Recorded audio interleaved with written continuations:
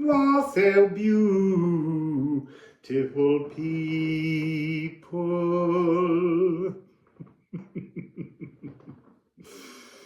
So, I'm in a daze because I'm in some other places. I was taken somewhere last night during a healing that was all about the breath of life, creation energy, and it's left me feeling a little bit wonky in this reality. So we're doing today 2 readings on the full moon in Libra. It's a very profound and powerful frequency. It takes place on the 12th in some places, on the 13th in others. But on GMT, Universal Time, it's on the 13th at midnight 21. What's interesting about this, that you'll see in the second reading in particular, is the fact that the sun is in conjunction with Chiron, and Chiron is primal wounds. So this is about that Neptunian energy, because remember, Neptune's at 0 degrees now of Aries, and Chiron and the sun are at 23 degrees. So this is a really powerful energy of evaporation, clarity, all these sort of energies, but that's for reading 2. We're dealing here at the moment with the emotions, the moon in Libra. Yes, there's that energy of balance, but I keep being shown this image of this notion of weighing your heart against a feather, and it doesn't matter. It really doesn't matter. It's not about balancing emotions. It's about taking control of the belief of your emotions and putting your emotions in a more stable state. So it's almost like I'm being shown somebody going into the council of death. I don't know what to call them, because names are very untrue within this reality, but I'm being told that you're about to weigh your heart with a feather, and you're just saying to them, it's all the same. It's always the same. The good, the bad, they're all part of the energy that makes the reality that I came from. And it's not about failing. You see, and that's interesting, because I've been picking up this other energy of, to do with this reading and the emotions, we were swept into an energy of a kind of galactic school.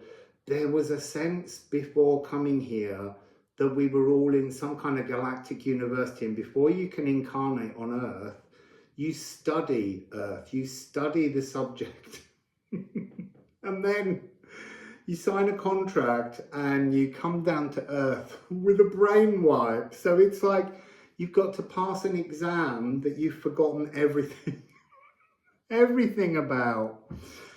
But, you know, that's the challenge of the physical world. So I just want to begin, first of all, with this beautiful moon in Libra card. It begins with the line, eased emotional justice. Eased, not perfected. That's the interesting thing, but how the emotions are easing. The troubles are being given the opportunity during this moon to actually evaporate somewhat. And it's the operatic love duet. You see, I'm thinking of that, interestingly, as a kind of distorted creativity, in that sort of notion of the greatest love of all in many operatic stories ends in death, but life ends in death. So, but something about turning that energy on its head, thinking Samson and Delilah as well, and the duet that they do in Act 2, where it's mainly her song, but he does join her a bit, and she's enticing him to tell her her secrets. She's pulling away his power from him, because she needs to be empowered, because her tribe are in need of assistance. And I'm not trying to gender this in any way, because it's about divine intention and action. And she has all the divine intention, but she doesn't know how to action the divine intention. And he knows all about actioning things. but he doesn't action his own divine intention. He only actions the divine will. And that's a slightly different energy. So this is sublime cosmic idealism, natural compromises, collective creation. Now that's really interesting to me, because that's exactly what Earth is. It's a collective creation. All beings here, past, present and future, were all part of the creation. We all went to this galactic university and made a perfect world, or what we believed was a perfect world. You know, like sitting some kind of pre-test test to get you ready for the main test. But the point is when you made your galactic perfection, when you made your cosmos that this Earth exists within, then they all got crammed together. And when all these different things cram together, all the different sort of laws and L-O-R-E or S, all these different energies, all these different thoughts of how beautiful joy, I want to say the words love, compassion, truth, and there's another one that's escaping me at the moment. Love, compassion, truth. It may come back. It was there this morning. Big-hearted. That's the energy here, to be big-hearted. But as they all get crushed together, it creates distortions. And what happened was the distortions became more powerful than the eased emotional justice that was intended as we created Earth. As a playground, I'm hearing. As a playground. So I have to use my phone to go to all the different sections that are necessary for this. And we have to begin with this. So here we can see on the Wheel of Fortune, this is I have reigned. Nostalgia about the past, bemoaning misfortune, and declining self-love. So I have reigned. That's the energy when we are king of our cosmos. In Galactic University, we reigned supreme on our own creation. And then you have to go and live in everyone's creation. Yes, it's your creation, but your creation distorted by the creation of everyone else. So this is very much an energy of moving from the esoteric, having gathered all that information, being pushed through the birthing tunnel, the space that leads us into the physical. And I want to say here, to do the divine's work. Because there's something about this collective creation that must mark its own work. And yet I've been picking up an energy all morning of kind of like the teaching staff who are kind of judging things down here, but over their tenure, they've become distorted by the energies. And that's changing too for them, because that's another energy that keeps coming through. So we have guides who have almost become misguides. They're not as fully fluid because they're creating their own internal marking system that they say is the correct path. And we have to show them that they need an upgrade. And they are being upgraded. Everything is being upgraded at this point. So we also have this energy of nostalgia about the past. That's one of the traps of becoming incarnate in physical form, is that we have this thing called memory. There's no memory almost. I know that this memory wipe, but what I mean is the cataloguing isn't the important part. It's picking and choosing how to flow. That's what happens behind the veil. Here in this world, we're programmed by the very nature of the physical world and linear time, the fungus among us. And there is also a distortion of the fungus among us. It's just been a really interesting morning for me, settling into these frequencies. We also have the energy of bemoaning misfortune, and we do that so easily. We do that more readily than gliding in bliss. So I'm being reminded of how there are more songs created about sadness, misery, melancholy than there are about being joyful and happy and feeling on top of everything. And that's because when people are on top of everything, they're too busy enjoying the joy.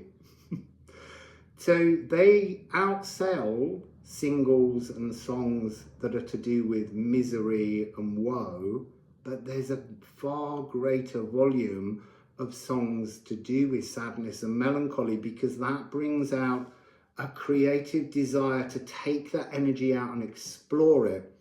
We don't explore joy creatively, we just exist in joy. And there's something in that about innocence. I don't want to say early childhood, because we can have innocence at any time in our life. And then the last one is declining self-love. That's part of the nostalgia, and aging, because that's another energy that's distorted as well, that somehow we are less the more we age.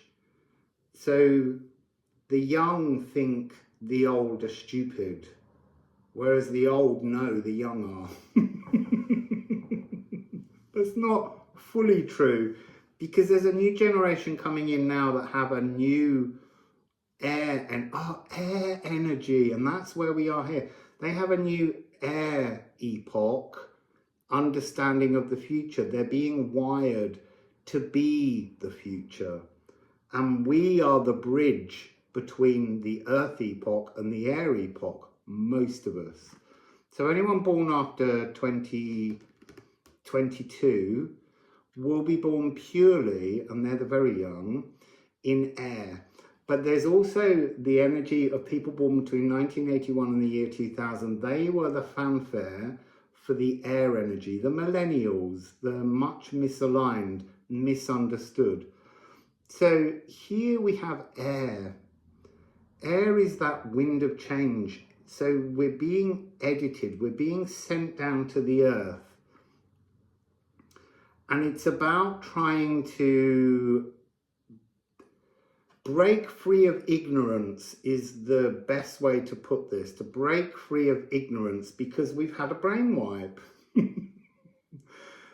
And some of you will have had different connections, so you remember certain things, the gifts you come in with. So let's just look now at the runes. Oh, silly me. So we begin with Brom, which is about sweeping in. Yes, it's about wiping off stains, but this is about coming into the physical. This is the bridge from the esoteric to the physical. When you have your brainwipe, when you come in, we're swept in with Raid on a journey, on this huge journey that purges us with Dej. Dej is the purge, and it's really interesting that the energy of the purge, the Dej card, is running from the light to the shadow, because we're entering from the frequency of lit, luminescent energy into the physical world of shadows, and we're being purged with Gifu of our gifts. And so there's something that we need to have a remembrance of. So just really strong. I'm trying to be a bit quicker on this because we're already on 14 minutes, yakety yak. So Hygeia is the fungus among us. This is linear time. It's the relationship that we have when we come into Earth with another frequency that does exist in the esoteric, but it's the boundary between timelessness and time. And so we sweep in, and we are the squatters in the cells of the physical body. The bacterias were here before consciousness. I nearly said human consciousness, but it really is consciousness. So this is time signatures. This is about the interaction between our physical life and the myriad cycles, because you can have the bigger picture, which is your entire lifespan. That's your largest cycle. And then on the smallest level, you've got the cycles of your gut bacteria and all of your biome that reproduce rapidly. And it's this interwoven field of many cycles that creates linear existence that we have to deal with. So this is about a healthy biome awareness, good health as a greeting, and cradled linear comfort. So there's something to do with how do you find the preventative medicine that will allow you to stop the frequency of distortion from ruling your existence. So I didn't do it before, and that's all part of the fact that these readings are so deeply full of different energies. This is linked to the second movement of the Carmina Burana. And the movement is called, let's just pull up the thing so I can read it. Fortune Plango Vulnera. So this, I'm going to read the poem to you. Here's the image. I bemoan the wounds of fortune with weeping eyes, for the gifts she made me, she perversely takes away. That's us being birthed. Our gifts are taken away, but they're not. They are within us. They're not within us. They're not forgotten. They just reside secretly inside us. So it is written in truth that she has a fine head of hair, but when it comes to seizing an opportunity, she is bald. We are bald because that's part of this memory wipe, this notion that the follicles are still there. The ability to grow hair is still says me. But they're microscopic. So you have to grow your gifts again. You have to identify your grimoire, your magical textbook. So on Fortune's throne, I used to sit raised up, crowned with the many coloured flowers of prosperity. That's a reminder of both cycles in life where we have felt more prosperous and actually being in the esoteric, in the fullness of our soul, which is a deeply prosperous place, and smells of blossoms. Though I may have flourished happy and blessed, now I fall from the peak, deprived of glory. Now this is an interesting one because this is a deceptive energy. What glory are you seeking? Because to seek glory is the stagnant labyrinth. It's the old earth epoch frequency. What you're really seeking is self-coronation, to be in your own energy of stable, blissful happiness. Peace. Did I say peace in that 3 phrases? Love, peace. Now I've lost the other 2. Love, peace, truth, compassion. There, we have 4. See, that's like the gifts. They're there and then they're not. And they're wiped again almost. So, the wheel of fortune turns. I go down, demeaned. Another is raised up. Far too high up sits the king at the summit. Let him fear ruin, for under the axis is written Queen Hecuba. So this again is an energy of distortion. This is a belief that the 12 frequency of the physical world is naturally bringing to us because of this distortion of all the different realms working together. They're scattering, they're dropping to their very lowest energies. Why? Because within the very lowest moments of our lives is the ability to get back up and to blossom, to bloom with the gifts that we forgot. It's to remember who we are. Who are we? We are each an aspect of divinity. We are divine. That's the purpose of this exercise, shall we say. So I want to go into a brief description of part 1 of your moon ritual. So this moon is air because of Libra and fire because of Aries. The sun is in Aries, so that's cardinal fire. The moon is in Libra, which is cardinal air. Air is the edit suite.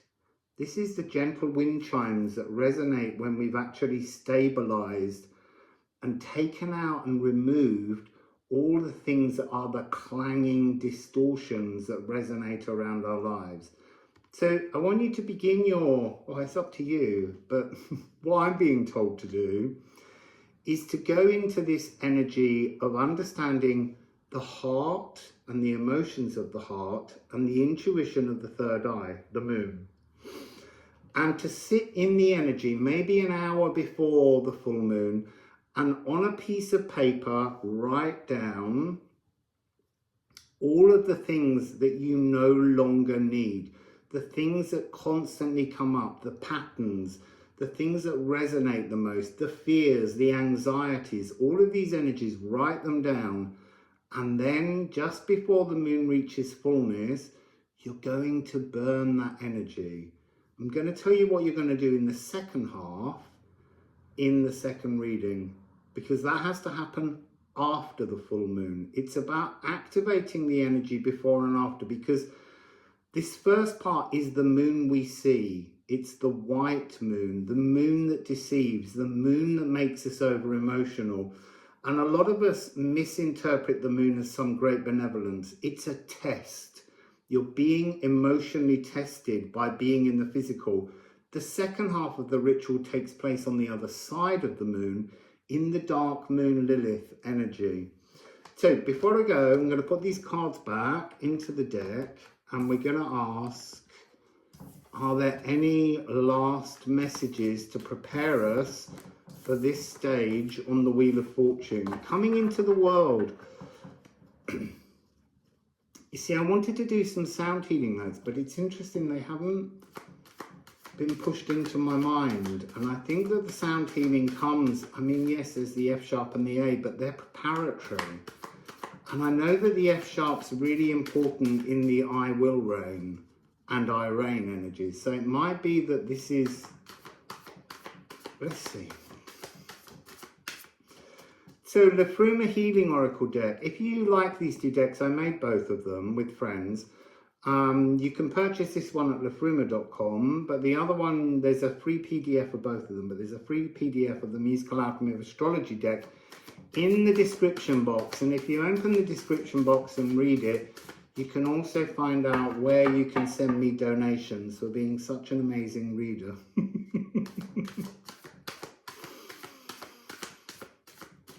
So,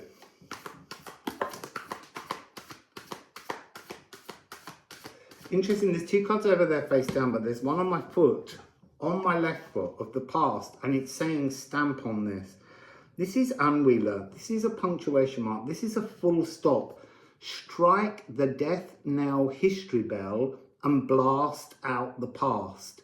Punctuate, perforate, mark, and scent your distinct new hood for your good to be stamped, revamped, and retuned. This is the opportunity that we're being given. Anwheeler is a resistance, so break from the resistance. Don't allow anything to hold you in. Ooh, Gununga Gap. So Gununga Gap is the void. It's the space from which divinity pours. This is your chance now to connect with your divine frequency, to remember you are an aspect of God. I'm really picking up the energy of Apis the Bull. The age of Taurus was the time at which we lost the sense of the divinity within, and it became the divinity that we praised outside of us. We are divine. Praise you for being divine.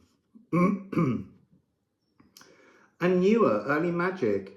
This is the gifts within us. This is the blossom waiting to unfurl and be fertilized. So Wonderful, wonderful magic. And it's a 4-5, which is a divine 9.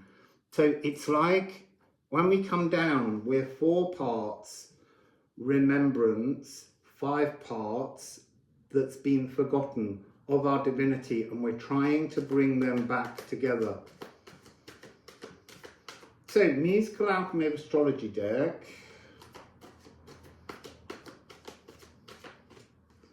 So here we have sextile, flirtatious opportunities, 6/8 rhythm.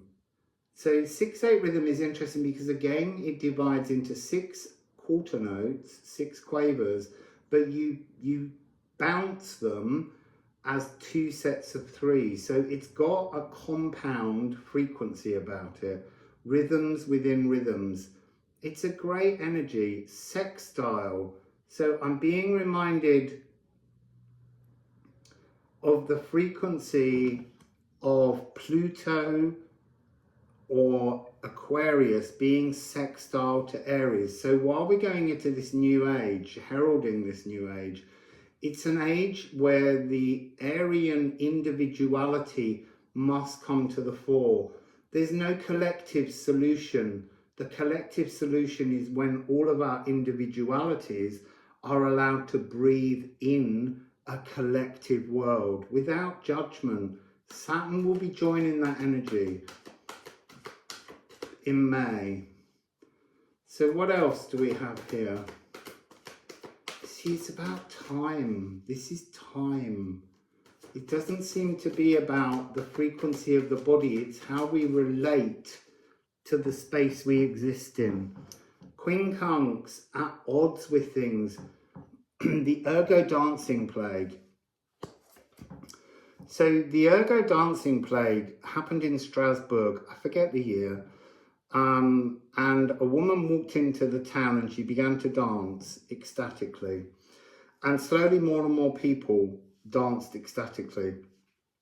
And some died because they couldn't stop. And at the time, no one knew what this mysterious thing was. And it's often the same energy has been linked to the Salem witch trials. It's about kind of collective hysteria. And it's caused by a fungus that grew on the rye bread, and they were all consuming it, so they were all a little bit LSD'd. So there's a really powerful energy of being given the opportunity to rationalize cognitive dissonances, and that's this energy that you're writing in your moon ritual on the paper to ignite with fire. Change, cardinal air, change the emotions. Can we have please one more card? Can we have please one more card? Not that many.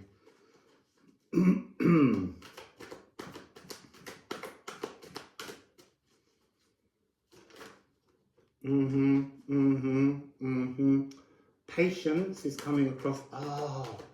See, now I remember what I wanted to say that hasn't come through. The energy of the poem on the Carmina Burana, the distortions, they're almost, we're being told of the, it's not so much the lies, but it's the things that aren't fully true, that we've been living by. The rules of the world, the physical world in our particular time frame are all changing because of all the big generational planetary shifts.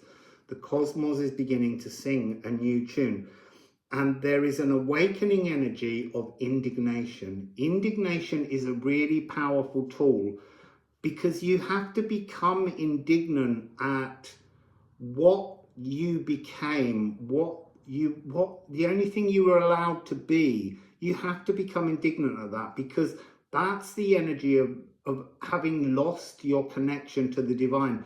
And humanity lost its connection to the divine, as I said, during the age of Apis, age of Taurus, when we began to worship the bull rather than worshipping ourselves and our divinity within.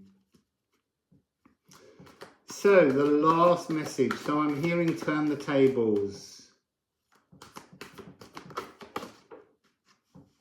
See, look, it's all about the removal of old emotions.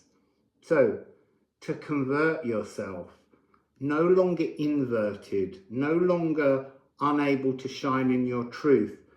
So this is about changing beliefs, going back over details, being humbled by misunderstandings rather than angry. Yes, there's still that indignation, but the indignation is not with the individuals who you meet in the human world. Look, there's a lot of readings that I turn off immediately when they're always about the relationships that we have with other people, and that's somehow causing you to become stuck. What's causing us to become stuck is our inability to recognize the divinity within us that was caused during the age of Taurus. So be thankful for the chances to reconsider your past. So acknowledge errors that you made, errors that were made to you, because removal of the divine was an error in some way for us, but at the time it was something that humanity had to go through, because it was breaking down a 26,000 year cycle of decline that the human species had to go through before it climbs back out of the frequency. I just want to see what's on the bottom of the Liffruma. Hertecker. This is a really interesting card. It holds no hope of positivity. All the other cards have a positivity, but this is an energy that we just rumble and get stuck in. It's time to surf the fire, the creator Ædan, out of the pain. And what's on the bottom of the musical Alchemy of Astrology deck? Part 2 of the moon, Dark Moon Lilith, to become prodigally empowered. That's what we're going to go on to in the next reading. And I'll change my shirt, and with luck, if the rain holds off, I want to go outside to do the next readings, because I really love to be outside.